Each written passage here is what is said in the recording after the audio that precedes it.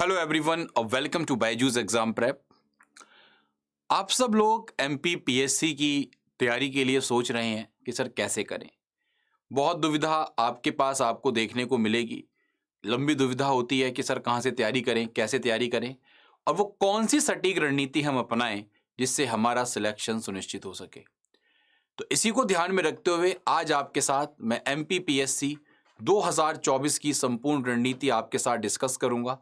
जैसे कि आपको पता है एमपीपीएससी का पेपर आ चुका है, 2023 का अभी एग्जाम हुआ आपका, और उसको ध्यान में रखते हुए, उस पेपर को ध्यान में रखते हुए और आपके मेंस एग्जामिनेशन को ध्यान में रखते हुए आपको जरूरी है एमपीपीएससी 2024 की संपूर्ण रणनीति के बारे में जानकारी होना।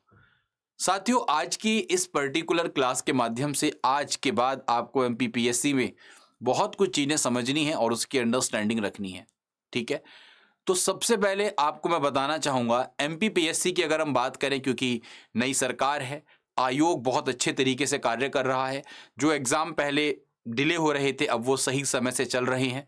तो ये देखा जा रहा है कि आयोग अन्य आयोगों की तरह यूपीपीसीएस का आयोग बहुत अच्छा काम कर रहा है, बीपीएससी का आयोग अच्छा काम कर रहा है, तो उसी की तर्ज पर यूपीएससी की तर्ज पर अपनी चीजों को आगे लेकर जा रहा है। तो अब सवाल आता है कि हम एमपीपीएससी में ऐसा क्या करें जिससे हमारा शॉर्ट सिलेक्शन हो सके। तो इसी को ध्यान में रखते हुए आज आपके साथ मैं एक क्लास लेकर आया हूं। देखिए, जब भी मैं कभी एमपीपीएससी की बात करता हूं, Madhya Pradesh public service commission की, तो इसमें आपको पता है 3 लेवल का आपका एग्जाम होता है, प्री, मेंस और इंटरव्यू। सबसे पहले हमें समझना होगा इस एग्जाम में कि हमें करना क्या है। देखिए, एक तैयारी का सिलसिला होता है। तैयारी क्या कहती है कि आप प्री और मेंस को साथ लेकर चलें। हमेशा ये आपको ध्यान रखना है कि प्री और मेंस को जब आप साथ लेकर चलते हैं तो आपकी तैयारी बहुत ज्यादा अच्छे तरीके से देखने को मिलती है। सबसे पहला काम क्या है कि प्री और मेंस के जो हमारे कॉमन सिलेबस है उसको हम अच्छे तरीके से कंप्लीट कर लें। नंबर 1 बात। दूसरी बात, अब जो प्री स्पेसिफिक टॉपिक है, जैसे प्री स्पेसिफिक टॉपिक्स की अगर मैं आपसे बात करूं तो हम सब दूसरा काम हमारा प्री स्पेसिफिक टॉपिक को हम डील करें, और तीसरा महत्वपूर्ण कार्य हमारा क्या होगा कि जो हमारा मेंस का टॉपिक बचे, मेंस स्पेसिफिक टॉपिक्स को अब हम कंप्लीट करें। तो इस तरीके से आपका सिलसिला जारी रहता है। और यकीन मानिएगा, अगर आप जिस रणनीति को मैं बता रहा हूं उस रणनीति के अकॉर्डिंग आप अपनी तैयारी को करते हैं तो surely you will get success. 100% assurance के साथ आपको सफलता मिल जाएगी। सवाल आता है सर सिलेबस क्या है। अगर मैं आपसे सिलेबस की चर्चा करूं तो आपको पता है यहां पर सबसे पहले जो प्री एग्जाम हमारा होता है, आपको पता होना चाहिए कि जो आपका प्री का एग्जाम है, प्री का जो एग्जाम है वो बेसिकली 2 पेपर इसमें आपको देखने को मिलते हैं। पहला पेपर हमारा कौन सा है? पहला पेपर हमारा जीएस का है, ठीक है, जिसमें क्वेश्चन होते हैं आपके 100 क्वेश्चन आपको देखने को मिलेंगे, ठीक है। 2 घंटे का ये क्या है आपका पेपर है। इसी तरीके से एक पेपर आप जिसको सीसैट भी बोल देते हैं, सिविल सर्विस एप्टीट्यूड टेस्ट, इसमें भी क्वेश्चन नंबर आपके कितने हैं? 100, और ये भी आप लोगों का 2 घंटे का पेपर है, 200 मार्क्स का। बात क्लियर है। अब यहां पर जीएस के लिए आपके आयोग ने आपको सिलेबस स्पेसिफाई कर दिया है। जीएस का जो सिलेबस है वो कुछ यूनिट में डिवाइड किया हुआ है और उस यूनिट के अकॉर्डिंग आपको अपनी प्री की तैयारी करनी है और वहीं से क्वेश्चन आपके अराइव होंगे, ये बात ध्यान रखिएगा। वहीं पर अगर मैं सीसैट की बात करूं तो सीसैट का पेपर क्वालिफाइंग पेपर होता है। क्वालिफाइंग का मतलब यह है कि इसमें आपको 40% स्कोर करना ही करना पड़ेगा। अगर आप इसमें 40% स्कोर नहीं करते हैं तो आप जीएस पेपर 1 में चाहे आप 200 नंबर में से 180 नंबर ले आए, कोई फायदा नहीं है। आपको सबसे पहले सीसैट के पेपर को क्वालिफाई करना है। अब सवाल यह आता है कि सर जीएस और सीसैट की तैयारी कैसे करें। तो इसके लिए पहले मैं आपको यहां पर सिलेबस से रूबरू करवा रहा हूं कि जीएस का प्री का सिलेबस क्या है और सीसैट का सिलेबस क्या है, उसके बाद मैं आपको बताता हूं कि करना क्या है। तो साथियों, यहां पर अगर मैं आपसे बात करूं तो सबसे पहले पाठ्यक्रम में जो सबसे पहली यूनिट है उसमें आप याद रखेंगे एमपी की हिस्ट्री आपसे यहां पर पूछी जाती है।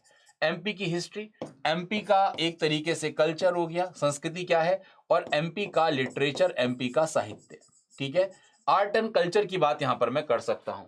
तो यहां पर मध्य प्रदेश के इतिहास की जो महत्वपूर्ण घटना है, कौन कौन से राजवंश मध्य प्रदेश में रहे हैं, स्वतंत्रता आंदोलन में मध्य प्रदेश का क्या योगदान है, मध्य प्रदेश की प्रमुख कलाएं, स्थापत्य कलाएं कौन कौन सी हैं, मध्य प्रदेश की जनजातियां, बोलियां कौन कौन सी हैं, प्रदेश के कौन से त्योहार हैं, लोक संगीत है, लोक कलाएं हैं, लोक साहित्य कौन से हैं, मध्य प्रदेश की प्रमुख साहित्यकार उनकी कृतियां कौन कौन सी हैं, मध्य प्रदेश के धार्मिक और पर्यटन स्थल कौन कौन से हैं, और मध्य प्रदेश की जनजातीय व्यक्तित्व के बारे में आपसे पूछा जाता है।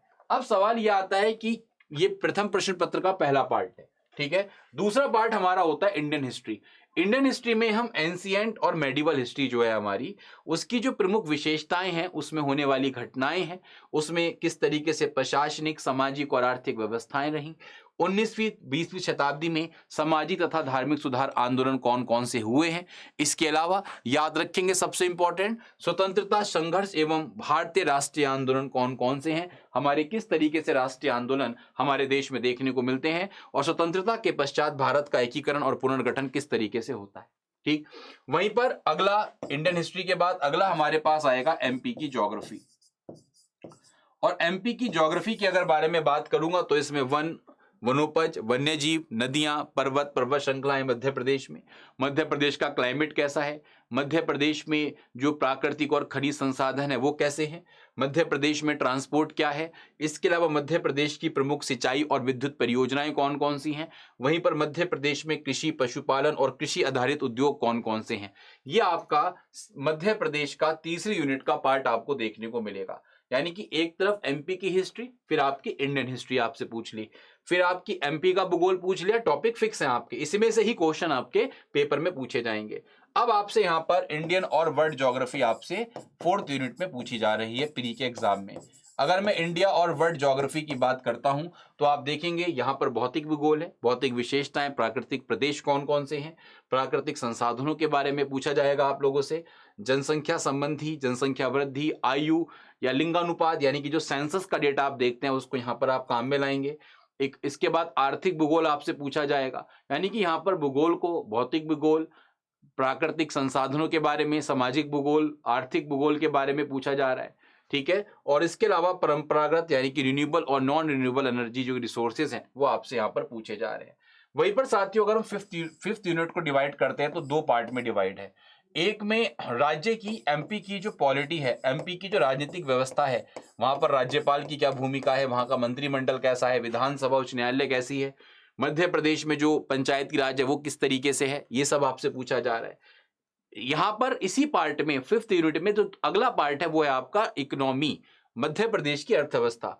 यहां पर आर्थिक विकास की बात, यहां के कौन से प्रमुख उद्योग हैं, कौन सी जातियां हैं, अनुसूचित जातियां हैं, इनके बारे में आपसे पूछा जाता है।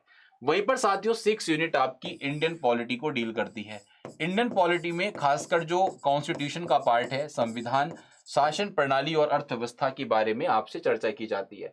इंडियन पॉलिटी और इकोनॉमिक्स आपसे कहां पूछी जाएगी, आपसे यूनिट नंबर 6 में आपसे पूछी जाती है, ठीक है। इसमें आपसे जो कॉन्स्टिट्यूशनल डेवलपमेंट में 1919 और 1935 का अधिनियम है वो पूछा जाएगा, कॉन्स्टिट्यूएंट असेंबली का काम क्या है, इसके अलावा हमारी एग्जीक्यूटिव, राष्ट्रपति, संसद, यानी कि ये हमारा हो गया एक तरीके से यूनियन, भाग 5 आपको पढ़ना होगा। यहाँ पर आपके मौलिक अधिकार हो गए, फंडामेंटल राइट्स हो गए, डीपीएसपी हो गए आप लोगों के, पार्ट 4 हो गया, संवैधानिक संशोधन की क्या भूमिका है, सर्वोच्च न्यायालय और न्यायिक व्यवस्था कैसी है, और वहीं पर अर्थव्यवस्था में आपसे चीजें पूछी जाएंगी जिसमें आपसे Reserve Bank, nationalised bank, SEBI, NSE, non banking finance company, इन सब पर आपसे क्वेश्चन यहाँ पर पूछे जाते हैं। तो एक तरीके से सिलेबस आपका पॉलिटी का और इकोनॉमिक्स का फिक्स है, इन्हीं टॉपिक्स में से आपके क्वेश्चंस पेपर में देखने को मिलते हैं। फिर हमारा आता है साइंस एंड एनवायरनमेंट। 7 यूनिट हमारी किससे डील करती है, साइंस एंड एनवायरनमेंट से। यहां पर आपको विज्ञान के जो मौलिक सिद्धांत हैं वो पता हो, भारत के कौन से वैज्ञानिक संस्थान हैं, उनकी क्या उपलब्धियां हैं, उपग्रह अंतरिक्ष प्रौद्योगिकी के बारे में। अभी क्वेश्चन आया था इसरो का जो मिशन था आदित्य एल1 मिशन, उसके ऊपर क्वेश्चन आया है। पर्यावरण जैव विविधता हॉटस्पॉट पर क्वेश्चन पूछे गए हैं। पारिस्थितिकी तंत्र है, पोषण, आहार एवं पोषक तत्व हैं। तो आप देखेंगे यहाँ पर एग्जैक्टली यहाँ पर जो टॉपिक्स लिखे हुए हैं उन्हीं से आपका सिलेबस यहाँ पर बनता है। इसके अलावा यहाँ पर आती है 8 नंबर पर सबसे इंपॉर्टेंट हमारी करंट अफेयर्स, ठीक है। और करंट अफेयर्स में यहाँ पर भी आपको साफ साफ मेंशन किया गया है महत्वपूर्ण घटनाएं, महत्वपूर्ण व्यक्तित्व और उनके स्थान, भारत एवं मध्य प्रदेश की खेल संस्थाएं, खेल प्रतियोगिताएं, यानी कि खेल से संबंधित क्वेश्चंस भी आपसे यहाँ पर पूछे जाएंगे। वहीं पर 9th यूनिट हमारी है आईसीटी, और इसमें कंप्यूटर से रिलेटेड बेसिक चीजें आपसे पूछी जाती हैं। E governance, internet, social networking site हो गया आप लोगों का, ये सब आपसे बेसिक चीजें पूछी जाती हैं। वहीं पर आपका 10th यूनिट है आप लोगों की, हमारे देश में कुछ कॉन्स्टिट्यूशनल और स्टैच्यूटरी बॉडीज हैं, ठीक है। तो यहां पर देश के अंतर्गत और राज्य के अंतर्गत कौन कौन से कॉन्स्टिट्यूशनल और स्टैच्यूटरी बॉडीज हैं वो सब आपसे यहां पर पूछे जाएंगे, चाहे इलेक्शन कमीशन हो, राज्य निर्वाचन आयोग हो, संघ लोक सेवा आयोग हो, कैग हो, मानवाधिकार हो, महिला आयोग हो। ये आपका प्री का सिलेबस है। साथियों याद रखें, प्री के सिलेबस को अगर मैं आपसे बोल रहा हूं तो सबसे इंपॉर्टेंट काम क्या है, इन्हीं टॉपिक्स में से आपके क्वेश्चन बनेंगे। यानी कि जो जनरल स्टडीज के आपके 100 क्वेश्चन बन रहे हैं वो इन्हीं टॉपिक्स में से आपको देखने को मिलेंगे। अब इसके लिए क्या करना है, तो उसके लिए याद रखें, आप सबसे पहले प्रीवियस ईयर क्वेश्चन पेपर्स और सिलेबस अपने पास इसका प्रिंट आउट निकलवा के रख लीजिएगा, ठीक है। प्रीवियस ईयर क्वेश्चन पेपर और सिलेबस, और जिस भी कोचिंग से आप पढ़ रहे हो या जिस भी नोट से आप पढ़ रहे हो, जो भी किताबें आपके पास हैं, उसके लिए आप क्या करते हैं, किताबों के लिए देखिए, अगर आप देखेंगे मेजर पोर्शन आप देखेंगे तो स्टैंडर्ड बुक्स आप सबको पता ही हैं, ठीक है। जैसे पॉलिटी की एम लक्ष्मीकांत की किताब आप परचेज कर लीजिएगा, सारा सिलेबस आपको यहाँ का मिल जाएगा, ठीक है। इकोनॉमिक्स के लिए आप चाहें तो रमेश संघ की किताब खरीद सकते हैं, या फिर आप हमारी क्लास के नोट्स भी प्रेफर कर सकते हैं, बहुत इंपॉर्टेंट नोट्स हैं इंडियन पॉलिटी के भी और इकोनॉमिक्स के भी। ज्योग्राफी के लिए माजिद हुसैन साहब की किताब है, महेश कुमार बंडवाल साहब की किताब है, उसको खरीद सकते हैं। और हिस्ट्री के लिए, मॉडर्न के लिए बात करूंगा तो स्पेक्ट्रम बिपिन चंद्रा जी की किताब है आपकी, है ना, आर एस शर्मा है आपके, सतीश चंद हैं। तो ये जो जेन्युइन किताब है आप उसको खरीद कर भी अपनी तैयारी कर सकते हैं। तो ये आपका सिलेबस है। तो इसमें किताबों की बात करें तो स्टैंडर्ड बुक्स आप डिफाइन कर सकते हैं, इसके साथ साथ प्रीवियस ईयर क्वेश्चन पेपर और सिलेबस की हार्ड कॉपी आपके पास होनी चाहिए। और मैं आपसे कहूंगा previous year question paper last 15 years के अपने पास आप रख लीजिएगा, क्योंकि देखा जाता है एमपीपीसीएस के पेपर में इन 100 क्वेश्चंस में से काफी सारे क्वेश्चंस आपके रिपीट होते हुए आपको दिखते हैं। बहुत सारा पैटर्न आपका रिपीट होता हुआ दिखेगा। तो जब रिपीटेशंस आपके सामने आएंगे उस केस में आपको ये एक इंपॉर्टेंट रोल देखने को मिलेगा कि रिपीटेशंस में आप अच्छे तरीके से अपना परफॉर्मेंस यहां पर कर पाए, ठीक। वहीं पर अगर हम सीसेट की बात करेंगे तो यहां पर बहुत गम्यता के क्वेश्चंस हैं, संचार कौशल सहित अंतर व्यक्तित्व कौशल के क्वेश्चंस हैं, बहुत ही बेसिक पेपर आता है। और इसके लिए भी मैं कहूंगा जितने भी आपके सीसेट के पेपर हैं प्रीवियस ईयर के, उनको एक बार आप गो थ्रू कर लें। और इस सिलेबस के साथ देखो, हिंदी भाषा में आपसे पूछते हैं, यहाँ पे आपका एप्टीट्यूड चेक किया जा रहा है, ठीक है। तो 10वीं कक्षा के स्तर के क्वेश्चन आपसे पूछे जाते हैं। और यहां पर याद रखें 10वीं कक्षा तक के हिंदी भाषा की बहुत गम्यता से क्वेश्चन आपसे पूछे जाने की बात की जा रही है। अब आती है जब आप प्री एग्जाम को क्वालिफाई करेंगे, जैसे कि मैंने आपको बताया previous year question paper syllabus आपके पास होना चाहिए। इसके साथ साथ आप लोग स्टैंडर्ड बुक्स परचेज कर लें, और जिस भी कोचिंग से पढ़ रहे हैं वहां पर आपको ये सारे टॉपिक्स प्रीलिम्स बेस पर पढ़ाए गए होंगे, तो उसको भी ध्यान रखना है। अब हमारे पास आता है मेंस एग्जाम का सिलेबस। तो यहां पर मैं सिलेबस आपको अपने टेलीग्राम चैनल पर दे दूंगा, आप चाहें तो टेलीग्राम चैनल को मेरे ज्वाइन कर सकते हैं। टेलीग्राम चैनल का लिंक है मेरा PCS बाई डॉक्टर दिव्यांशु, ठीक है। इसको आप टेलीग्राम पर सर्च कर लेंगे और मैं डिस्क्रिप्शन लिंक में भी आपको लिंक पहुंचा दूंगा। तो जिस बच्चे को सिलेबस चाहिए तो मेरे टेलीग्राम चैनल को ज्वाइन कर सकता है, वहां पर आपको सारी अपडेट मैं प्रॉपर तरीके से उपलब्ध करवा दूंगा, ठीक। अब अगर हम यहां पर देखें तो सबसे पहले ध्यानपूर्वक देखेंगे क्या क्या पेपर होते हैं। देखो, सबसे पहले हमारे पास होता है जीएस पेपर 1 ठीक, फिर होता है हमारे पास जीएस पेपर 2, फिर होता है हमारे पास जीएस पेपर 3, फिर होता है हमारे पास जीएस पेपर 4, और यहां पर हमारी एक तरीके से मेजरली हिंदी और व्याकरण की बात करते हैं, और ये भी आपका बेसिकली ऐसे की बात करता है, डिस्क्रिप्टिव की बात करता है। तो ये टोटल आपके 6 पेपर आपको देखने को मिलते हैं एमपीपीएससी के एग्जामिनेशंस में, ठीक है। माध्यम आप हिंदी इंग्लिश कुछ भी चूज कर सकते हैं, लेकिन हिंदी का एग्जाम है तो हिंदी ही चूज करेंगे। यहां पर याद रखें जो जीएस के पेपर हैं उसमें पहले 3 पेपर जो हैं इनका वेटेज 300 नंबर का है, तो 900 नंबर आपके ये हो गए, 3-3 घंटे के आपके पेपर होते हैं। इसके अलावा 200-200 नंबर का आप लोगों का 3-3 घंटे का, यहां पर अगर हम देखेंगे तो जीएस 4 का वेटेज 200 नंबर है, और यहां पर हिंदी का वेटेज 200 नंबर है। तो यहां पर थोड़ा सा ध्यान रखना है, जीएस पेपर 4 का 200 वेटेज आपको देखने को मिलेगा। हिंदी निबंध एवं प्रारूप लेखन की बात करेंगे तो याद रखें 100 नंबर में आपको यहां पर डील करना है। साथियों, अगर मैं आपसे बोलूं तो एक क्लास के अंदर मैं आपको सारा सिलेबस गो थ्रू करवा रहा हूं, एक बार बता रहा हूं क्या क्या चीजें हैं। तो सबसे पहले याद रखें जीएस पेपर 1 में क्या होता है। तो जीएस पेपर 1 में आपकी हिस्ट्री होती है और ज्योग्राफी होती है। देखना आप ध्यान से सिलेबस सारा। सामान्य अध्ययन 2 में क्या होता है, तो इसमें आपकी पॉलिटी होती है, पॉलिटी के साथ साथ आपकी इकोनॉमिक्स होती है, और इकोनॉमिक्स के साथ साथ आपकी सोशियोलॉजी होती है, समाज शास्त्र होता है। जीएस पेपर 3 में याद रखेंगे आपकी साइंस एंड टेक होती है, विज्ञान एवं प्रौद्योगिकी आपसे पूछी जाती है। पेपर 4 में एक आपका दर्शन शास्त्र हो गया, मनोविज्ञान और लोक प्रशासन, 3 सब्जेक्ट हैं इसमें। कौन कौन से, साइकोलॉजी हो गया, फिलॉसफी हो गया, और आपका तीसरा इंपॉर्टेंट पब्लिक एडमिनिस्ट्रेशन, लोक प्रशासन आपको ध्यान रखना है। बात समझ रहे हैं। और इसके अलावा यहां पर हिंदी व्याकरण और हिंदी निबंध और प्रारूप लेखन हो गया। तो एक तरीके से अगर आप देखेंगे तो आपका जीएस का पूरा सिलेबस हिस्ट्री है, ज्योग्राफी है, पॉलिटी है, इकोनॉमिक्स है, साइंस एंड टेक है, और इसके अलावा आपको एडिशनल पेपर जो पढ़ने हैं वो कौन कौन से हैं, दर्शन शास्त्र, मनोविज्ञान, लोक प्रशासन, समाज शास्त्र, ये 4 सब्जेक्ट हैं। अब सवाल आयोग का यह आता है कि क्या सर हमें बहुत डेप्थ में पढ़ना है क्या? नहीं, आपको अपने सिलेबस के अकॉर्डिंग मेंस एग्जाम की तैयारी करनी है। और इसके बारे में सही तरीके से अगर पता करना हो तो मैं दोबारा से आपसे बोलूंगा, सभी स्टूडेंट के पास याद रखें सिलेबस की हार्ड कॉपी, ये आपको सिलेबस आपका याद होना चाहिए। ठीक, सिलेबस के साथ साथ प्रीवियस ईयर क्वेश्चन पेपर्स को भी फॉलो करेंगे। बात समझ रहे नहीं समझ रहे? तो प्रीवियस ईयर क्वेश्चन आप पेपर लास्ट 10 ईयर्स के लिए आइएगा। अब आपको क्या करना है, इसके अकॉर्डिंग आपको अपनी तैयारी करनी है। ठीक है, अभी जो मैंने आपसे बोला था कि प्री और मेंस को साथ लेकर चलना है, तो प्री और मेंस को आप कैसे साथ लेकर चल सकते हैं? आप history, geography, polity, economics, science and tech और हिंदी, इनको आप एक साथ पढ़ेंगे, एक साथ प्री और मेंस की तैयारी करेंगे।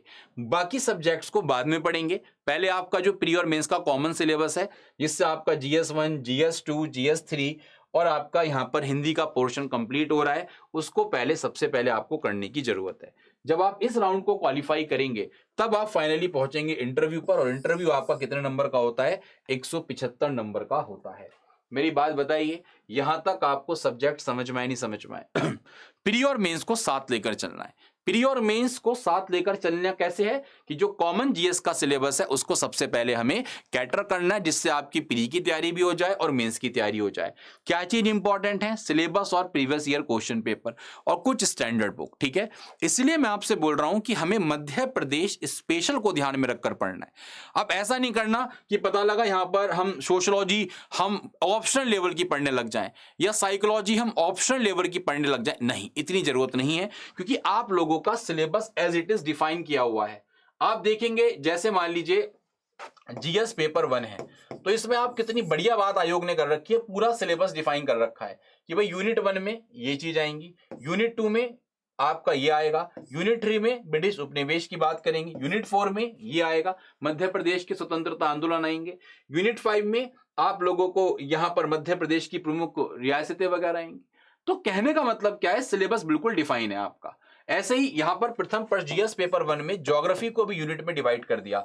यूनिट 1 में ये सिलेबस है, यूनिट 2 में ये सिलेबस है, यूनिट 3 में ये सिलेबस है। अब इसके लिए मैं आपसे कहूंगा कि आप लोगों को मैं पीपीटी जो है, क्योंकि यहां पर कुछ विजिबिलिटी आपको कम हो रही होगी, तो इसलिए मैं आपसे बोल रहा हूं कि आपको टेलीग्राम पे मैं एक बार सिलेबस पूरा गो थ्रू करवा दूंगा।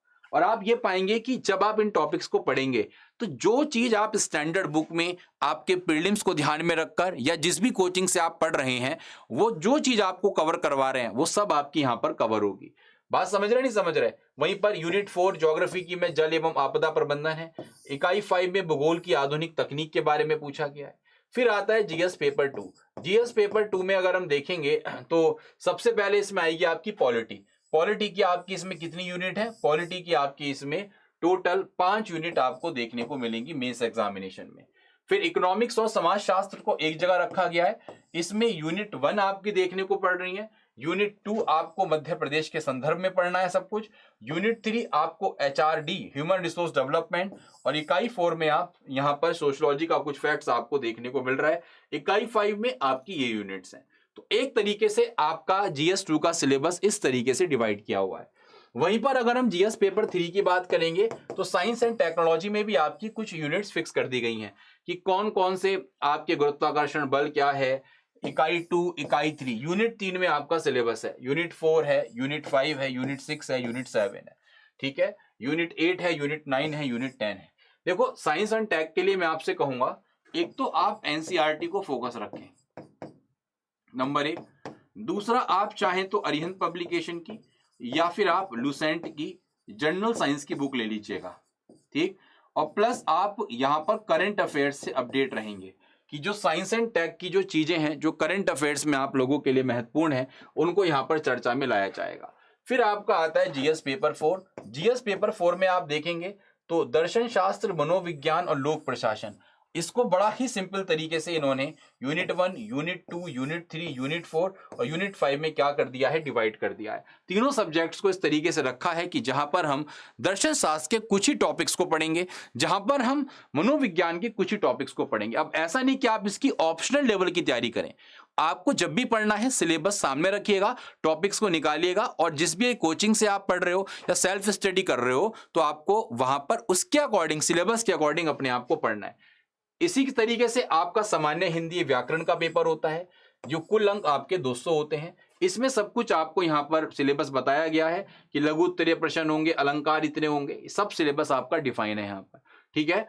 इसी तरीके से हिंदी निबंध और प्रारूप लेखन का आपका सिलेबस होता है। इसमें सब कुछ आपको बताया जाएगा कि प्रथम निबंध आपको कितना लिखना है, द्वितीय निबंध कितना है और प्रारूप लेखन। तो एग्जैक्टली आप लोगों का ये 100 मार्क्स का आपको देखने को मिलता है। 50 का निबंध है, 25 का आप लोगों का कुछ द्वितीय निबंध है और 25 नंबर का आपका प्रारूप लेखन है, जिसमें आपसे लेटर्स वगैरह लिखवाए जाएंगे, ठीक। तो मेरी बात आपको समझ में आ रही है सब लोगों को? हमारा सिलेबस डिफाइन है, सिलेबस डिफाइन है और हमें ये बहुत अच्छी खासियत है। और हम लोग 90% गलती कहां करते हैं, सिलेबस पर फोकस नहीं करते, पढ़ने बैठ जाते हैं। सबसे पहले सिलेबस अपने पास रखो, प्रीवियस ईयर क्वेश्चन पेपर्स की किताबें रखो और एमपी स्पेशल की जो भी किताबें हैं आपके पास, एमपी की बहुत सारी पब्लिकेशन की किताब है, जैसे अरिहंत की किताब काफी फेमस है, अरिहंत की किताब आप खरीद सकते हैं। अरिहंत पब्लिकेशन की काफी महत्वपूर्ण किताबें हैं, आपकी कुछ अलग पब्लिकेशंस हैं जो आपको इंपॉर्टेंट लगते हो, वहां से आप चीजों को खरीद सकते हैं। ये किताब कुछ रिकमेंडेशन की किताब है, इनको आप चाहें तो लिख सकते हैं, एक बार इसका स्क्रीनशॉट ले सकते हैं। सारी किताबें इंपॉर्टेंट है। एनवायरनमेंट के लिए आप चाहें तो शंकर आईएएस को भी रेफर कर सकते हैं, वेरी वेरी इंपॉर्टेंट, ठीक। ये चॉइस है, आप संजीव वर्मा लें, एसएन लाल लें या रमेश सिंह लें, ये सारी किताबें आप लोगों को लेनी है। अब सवाल ये आता है, सर क्या किताबों को पढ़ने से सिलेक्शन होते हैं क्या? नहीं, देखो एक चीज ध्यान रखिएगा, आपको किताबों से ज्यादा इस चीज पर फोकस करना है कि सर हमारे लिए जो पेपर में टॉपिक्स हैं वो कितने इंपॉर्टेंट है। आपको टॉपिक रिलेटेड तैयारी करनी है और उसके लिए आपको previous year question paper, syllabus, Google का सहारा ले सकते हैं। और देखिए होता क्या है, मैं एक प्रैक्टिकल बात आपको बताता हूँ, इन सब चीज़ों को आसान कैसे बनाया जाता है, उसके लिए आपको मेंटोर की जरूरत पड़ती है कि कोई ना कोई ऐसा तो हो जो आपको प्रॉपर गाइडेंस दे सके। तो इसीलिए आप कोचिंग को रेफर कर सकते हैं, कोई भी कोचिंग है जहाँ पे आपका मन करे, या आपके बड़े भाई बहन हो जो आपको गाइड कर सकते हो। अगर आपको बड़े भाई बहन हैं तो उनसे गाइडेंस ले सकते हैं कहाँ से चीज़ें करनी है, क्योंकि आपको कोई ना कोई प्रॉपर मार्गदर्शक चाहिए होता है। इस वीडियो के माध्यम से मैं आपको स्ट्रेटेजी बता रहा हूँ कि करना क्या है, लेकिन करना कैसे है एक्चुअल में, वो इम्प्लीमेंट कैसे करना है, उसकी निगरानी कौन रखेगा, वो आपको किसी प्रॉपर गाइडेंस के अंतर्गत देखने को मिलेगी। कोई ना कोई आपको ऐसा हो जो गाइड करता हो। बात क्लियर है? तो इसीलिए मैं सभी स्टूडेंट से कहना चाहता हूं, सभी लोग अच्छे तरीके से सिलेबस और प्रीवियस ईयर क्वेश्चन को अपने पास रखें, लास्ट 10 ईयर्स के, चाहे प्री के हों चाहे मेंस के हों, और ये देखें कि आप जिस भी कोचिंग में पढ़ रहे हैं वहां पर इस चीज को ध्यान में रखकर क्लासेस चलाई जाएंगी। जैसे मेरा पैटर्न क्या है कि मैं क्या करता हूं, जैसे एनसीईआरटी है आपकी, ठीक है, आपकी स्टैंडर्ड बुक है, आपका साथियों प्रीवियस ईयर क्वेश्चन पेपर है और सिलेबस है, इन सबको ध्यान में रखकर मैं आप लोगों के लिए प्रॉपर तरीके से क्या करता हूं, कोर्स डिजाइन करता हूं। समझ रहे हैं आप लोग? तो इससे क्या होता है कि बच्चे को प्री और मेंस दोनों का कॉमन सिलेबस भी मिल जाता है और बच्चे को जो एक्स्ट्रा टॉपिक्स पढ़ने हैं, जो स्पेसिफिक टॉपिक्स हैं, वो भी आपको यहां पर देखने को मिल जाते हैं। मैं उम्मीद करता हूं यहां तक बात सबको समझ में आ रही होगी, कोई दिक्कत आपको नहीं हो रही होगी, ठीक। अगर आपको एक चीज और ध्यान रखनी है, जो ध्यान रखना है सब लोगों को देखिए, तो क्या क्या चीजें आपको चाहिए एक बार मैं रिपीट कर देता हूं। प्रीवियस ईयर क्वेश्चन पेपर होने चाहिए, सिलेबस होना चाहिए, एनसीईआरटी होनी चाहिए, स्टैंडर्ड बुक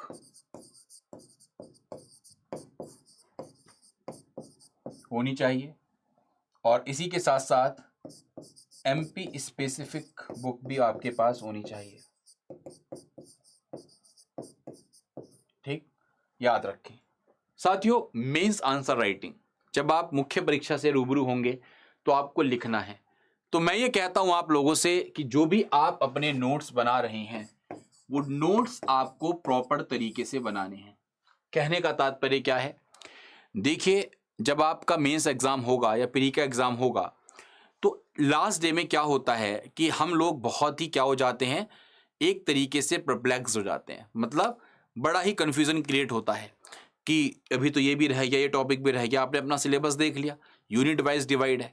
तो लास्ट मोमेंट पर जब तक आप सब चीज़ें रिवाइज नहीं कर लेंगे तब तक आप पेपर में बहुत अच्छा परफॉर्म नहीं कर सकते। ये बात मान सकते नहीं मान सकते। अगर रिवाइज ही नहीं किया लास्ट मोमेंट पे तो लिखेंगे क्या? क्योंकि आप सब लोग सेमेस्टर से गुजरे होंगे, अभी अपने ग्रेजुएशन की होगी, आपको भी पता होगा पेपर के लास्ट दिन जो पढ़ा जाता है वो पेपर में आप अच्छा लिख के आते हैं। और आपको एटलीस्ट आपको पुराना कितना भी आता हो आप प्रॉपर तरीके से लास्ट मोमेंट पे रिवाइज करते हैं। इसीलिए याद रखें जितने भी टॉपिक्स आपको मैंने बताए हैं इन सभी टॉपिक्स के आप सभी के पास सेल्फ नोट्स होने चाहिए। और ये सेल्फ नोट्स आप कैसे बनाएंगे, या तो आप किसी कोचिंग से प्रॉपर गाइडेंस ले रहे हो, चाहे वो ऑनलाइन हो चाहे वो ऑफलाइन हो, या आपका कोई भाई बहन हो जो आपको गाइड कर रहा हो प्रॉपर नोट्स बनाने में, या आप अगर सेल्फ स्टडी कर रहे हैं तो इन सभी तरीके से आप अपने सेल्फ नोट्स को बना सकते हैं। और ये सेल्फ नोट्स कैसे होंगे, ये सेल्फ नोट्स आपके कॉन्क्लूसिव होंगे। कॉन्क्लूसिव का मतलब होगा कि आपको इन नोट्स में बहुत ही सिंपल तरीके से अपने टॉपिक्स को डिफाइन करना है, क्योंकि आपको लास्ट मोमेंट पे रिवाइज करना है। उसमें वो क्या होता है कि हम जब हमारे पास सारे टॉपिक्स प्रॉपर तरीके से होते हैं तो हम सारे टॉपिक्स को लास्ट मोमेंट पे रिवाइज कर लेते हैं। एक दिन में दो दो पेपर होते हैं, तो एक एक दिन में दो दो पेपर, इतनी सारी यूनिट्स, आप देखा भी आपने जीएस पेपर 1 जीएस 2 कितना सिलेबस है पूरा प्रॉपर। तो इसको सबसे अच्छा तरीका क्या होता है कि थोड़ी मेहनत आपको इस चीज के लिए करनी होगी कि आप प्रॉपर जो सेल्फ नोट्स हैं उसको बनाएं। मैं आपको यकीन दिलवाता हूं प्री निकालना एमपी पीसीएस का सबसे आसान काम है। प्री बहुत प्यार से निकलेगा। मेरी क्लास से ही अभी जो पेपर हुआ है, आपको यकीन नहीं आ रहा होगा, 8:30 बजे मेरी जीएस मॉक टेस्ट सीरीज होती है, उससे 50 से 60 क्वेश्चन 100 में से आपके एज इट इज आए हैं। As it is question 50-60 question. तो 60% तक आपका जब एक क्लास से आपको देखने को मिल रहा है, क्योंकि मैं एमपी स्पेशल नहीं पढ़ा था और इस बार एमपी स्पेशल के लगभग 27 क्वेश्चन आए थे, वरना पता लगे साथियों पूरा पेपर हमारी क्लास से आ जाए। यकीन मानिएगा, अगर आप नहीं देख पा रहे तो पुरानी क्लासेस देखिएगा अभी हमारी, उसमें you will come to know कि कितने तरीके से आप लोगों के लिए प्री निकालना बहुत आसान है। अगर हम सही सटीक तैयारी कर रहे हैं, मेंस को स्पेसिफिक ध्यान में रखकर कर रहे हैं, तो प्री तो चुटकियों में निकल जाता है। ठीक है, लेकिन आपको जो चीजों मैंने बताई हैं इन पर ध्यान देने की सख्त आवश्यकता है, इस बात को ध्यान रखें। ठीक है, और पोस्ट की बात करूं तो हर बच्चे की चाह होती है कि सर हम एसडीएम बने, हम डेप्यूटी सुपरिटेंडेंट ऑफ पुलिस बने।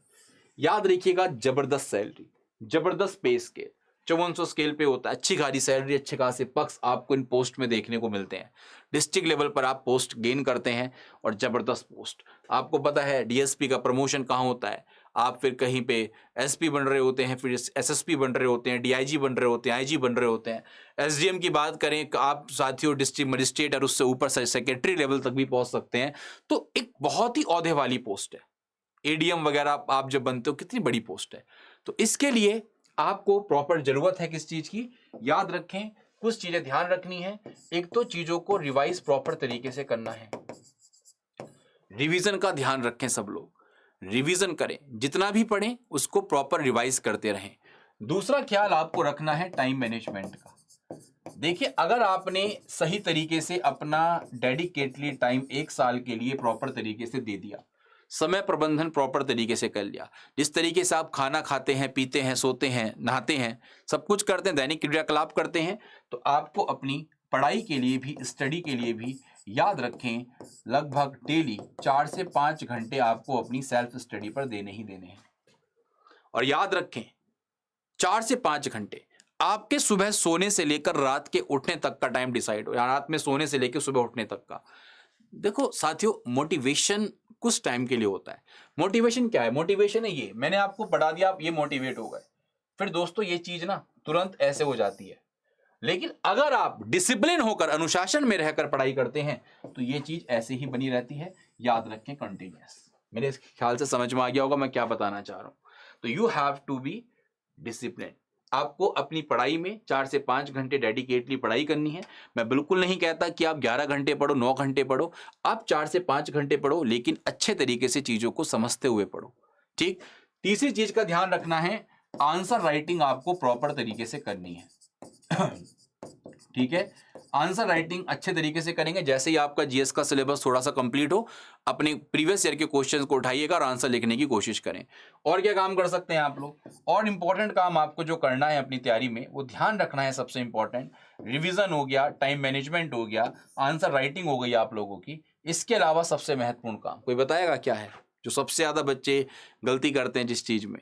सिलेबस के अकॉर्डिंग आपको पढ़ाई करनी है। जो सिलेबस है, जो प्रीवियस ईयर क्वेश्चन पेपर्स हैं, इनको ध्यान में रखकर पढ़ाई करो और जबरदस्त प्रैक्टिस करो। Surely you will get success. Last year आपको पता होगी, अगर हम प्री की कट ऑफ की बात करें तो साथियों प्री की कट ऑफ भी बहुत ज्यादा कट ऑफ नहीं जाती है। अगर मैं प्री की कट ऑफ की बात करूं, लास्ट ईयर मान लो 80 गई थी। ठीक है, इस बार का पेपर आएगा, इस बार भी 80 का चांसेस है। तो ये कट ऑफ आप बड़े प्यार से निकाल सकते हो। अगर आप सही रणनीति से तैयारी करोगे तो ये कट ऑफ बहुत ही प्यार से आप अपनी निकाल सकते हो, उसमें कोई दिक्कत नहीं है। अगर आप हमारे बायजूस एग्जाम प्रेप से जुड़ना चाहते हैं, कोई भी जानकारी आपको एमपीपीसीएस के रिगार्डिंग चाहिए, तो आप हमारे इस नंबर पर कांटेक्ट कर सकते हैं 96,552,904 पर। और दूसरी सबसे महत्वपूर्ण चीज जो आपको समझनी है, आप कोई इसकी सिलेबस की पीडीएफ चाहिए, मेरा टेलीग्राम लिंक चाहिए, तो डिस्क्रिप्शन बॉक्स में जाकर टेलीग्राम चैनल को ज्वाइन कर सकते हैं। और दूसरा काम आप ये कर सकते हैं, पीसीएस बाय डॉक्टर दिव्यांशु, इसको आप अच्छे तरीके से एक्सेस कर सकते हैं।